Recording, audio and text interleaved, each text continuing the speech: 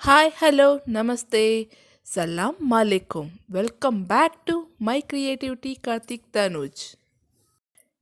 ఈరోజు మన వీడియోలో చిన్నపిల్లల్లో తరచూ వేధించే జలుబు దగ్గు అలానే ఇండైజెషన్ ప్రాబ్లంకి సొల్యూషన్ అంటే కషాయాన్ని తయారు చేయడం ఎలాగో చూపించబోతున్నాను. ముందుగా ఇందుకు కావాల్సిన పదార్థాలు తులసి ఆకులు అండి. ఇవేమో ఒక 10 ఆకులు తీసుకున్నాను. అలానే ఒక 3 మిరియపు గింజలు అండి. వీటిని కచ్చా పచ్చగా దంచుకొని మనం ఈ కషాయంలో ఉపయోగించాలి.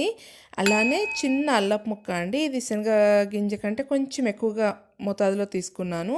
ఎందుకంటే నేను ఉపయోగిస్తోంది 3 to 5 years పిల్లలకి కాబట్టి ఈ మోతాదు తీసుకున్నాను. మీరు ఇంకా చిన్నపిల్లల కంటే చిన్నగా ఈ అల్లం పీస్ని ఉపయోగించాలి.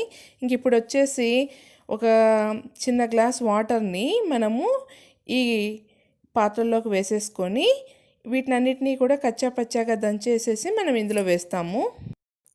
తులసి ఆకులు మనము దంచాల్సిన అవసరం లేదండి, అలాగే ఈ నీళ్ళల్లో వేసేసి మరిగించుకోవచ్చు.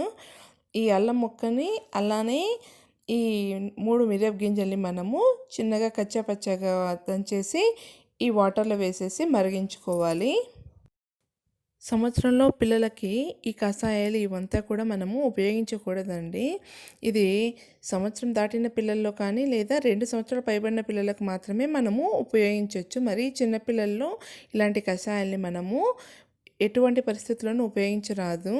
అలానే ఈ కషాయాల్ని మనము పిల్లలకి తగినంత మోతాదులో కన్నా ఇవ్వలేదు అంటే కన్నా వాళ్ళలో గ్యాస్ట్రిక్ ప్రాబ్లము రావటము అలానే ఒళ్ళు వేడి చేయటము ఇవంతా జరుగుతాయి. కాబట్టి ఇవి మనం చాలా జాగ్రత్తగా ఉపయోగించుకోవాలి. ఇంక ఇప్పుడు వీటిని కచ్చపచ్చగా దంచేసి ఉంచుకున్నాం కదా, వీటిని ఈ మనం తీసుకున్న ఈ వాటర్లోకి వేసేసి స్టవ్ పైన పెట్టి మరిగించుకోవాలి.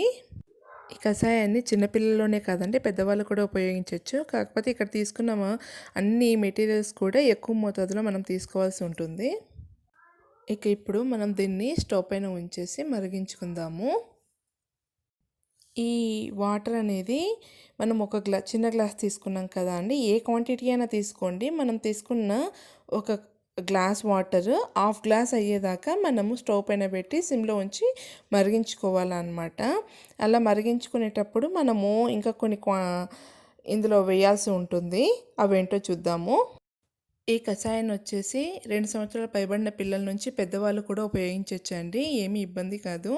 ఇప్పుడు బాగా నీళ్లు మరలి పొంగుతూ ఉన్నాయి కదా, ఇప్పుడు మనము ఒక చిటికెడు పసుపుని ఈ వాటర్లో వేసేసి మరలించాలి. ఈ పసుపు వేసిన తర్వాత ఎక్కువసేపు మనము వాటర్ని బాయిల్ చేయకూడదండి. దించడానికి కొంచెం ముందుగా మనము ఈ పసుపుని వేసేసి కాసేపు ఉంచేసి దించేయాలన్నమాట. ఈ పసుపు అన్నది పచ్చివాసన పోయేదాకా మాత్రమే మనము కాసేపు అలా మూత ఉంచేసి ఉడికించేయాలి. ఇప్పుడు బాగా ఉడికిపోయింది కదా, దీన్ని దించేసి మనము గ్లాస్లోకి వడగట్టేసుకుందామండి.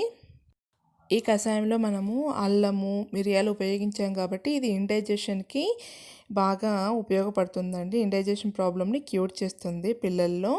అలానే పసుపు ఈ తులసి ఆకులు అన్నవి జలుబుని దగ్గుని పిల్లల్లో తరచు వేధిస్తూ ఉంటాయి కదా, వాటిని తగ్గిస్తుంది. కాబట్టి మనము ఈ కషాయాన్ని చిన్నపిల్లల్లో జలుబు దగ్గు అలానే ఇండైజెషన్ ప్రాబ్లమ్ క్యూర్ చేయడానికి నిస్సంకోచంగా ఇవ్వచ్చు.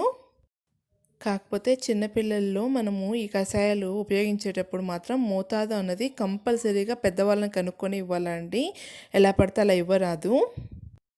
ఇదండి ఇవాల్టి మన వీడియో. మీకు నచ్చిందనుకుంటున్నాను. నచ్చితే ఒక లైక్ చేయడంతో పాటు మీ ఫ్రెండ్స్కి కూడా నా వీడియోని షేర్ చేయండి. అలానే వాళ్ళు కూడా నా ఛానల్ సబ్స్క్రైబ్ చేసేలాగా చేయండి please. Thanks for watching. Me Anuradha.